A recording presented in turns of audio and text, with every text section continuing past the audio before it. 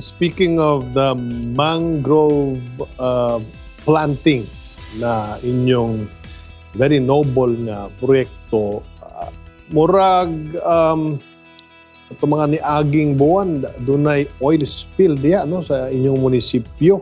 Please tell us kung unsa ang nahimo sa inyong sanggunian arong makatabang sa maong panghitabo. And I'm sure this mangrove reforestation is one of the solutions. Tinuod yun na, Sek, no?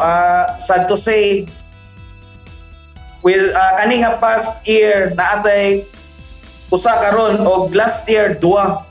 So kita sa Sangguniang Kabataan ato kanang gi together sa atong kapitan Sabas Bitagarda, ato nang gi patawag ang Coast Guard, ang DNR ug ang mismo ang kumpanya nga nasangkot ani nag-committee hearing ta kay mao lagi ang kami. Sige, may pangutana nga ngano man gid ni ang oil spill.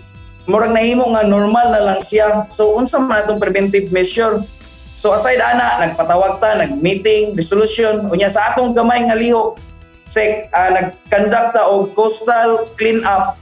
Kauban ang atong mga Coast Guard, ang LGU Wasaan, Barangay Council, SK Council, kauban sa usab atong mga volunteers sa barangay, which is dako gid atong pasalamat sa ila kay dili ra COVID ang ilang gikontra karon, kundi apil pud ning oil spill.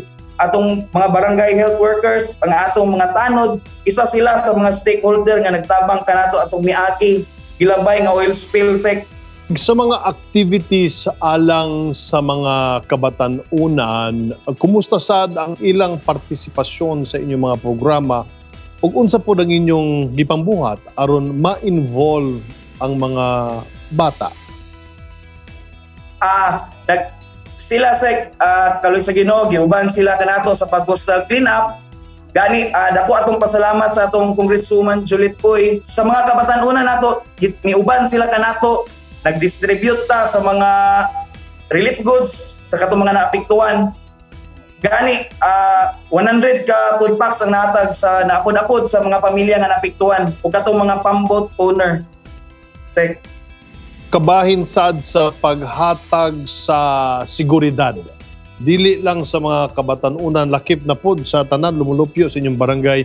Unsa pod ang inyong nahimo kabahin ni ini? Yes, no.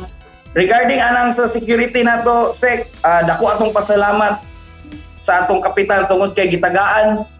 Kauban ang SK actually, nagtaod kita sa mga street lights, LED nga lights, no? Tungod kay natay existing nga mga linya dina si Palco. So nakita nato nga kung mag-solar ta, aduna man tay mga existing nga mga LED lights o existing nga kuryente nga linya. So atong gibuhat kaloy sa Ginoo kaning barangay Lower San, hayag ni siya inig magabi, Isek, mao ka na ato mapasigarbo.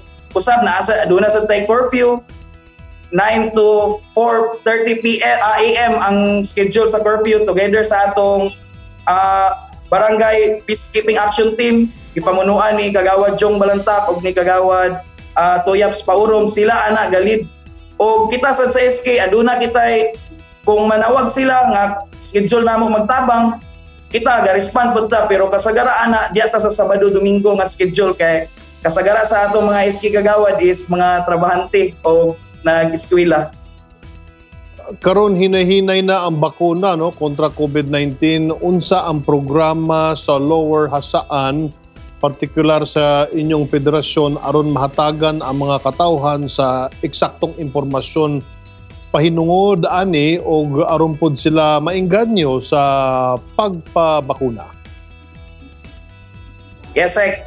Gani kita ang SK Federation no nagpa-inject kita, naguna ta didto kauban ang atong mga barangay council, nagpa-inject kita sa bakuna sa katong bakuna AstraZeneca to siya, Sek, ang na-inject sa amo. Sumugan nag-post din ta nga atong gipasigarbo nga ang atong mga katawan dili angay mahadlok kaning bakuna kay kani siya makatabang kani siya sa tua. Atong gipasabot labi na sa mga batanon kay dagan mga batanon, Sek, nga ingon nila nga mahadlok daw sila magpabakuna So pamaagi sa mahimo kita nga role model, kita naguna dito nagpabakuna, gi-post na nato sa social media para makahatag kita kumpiyansa sa ila no. Nga kita gani nagpabakuna, how much more ang atong mga frontliners nagpabakuna gyapon.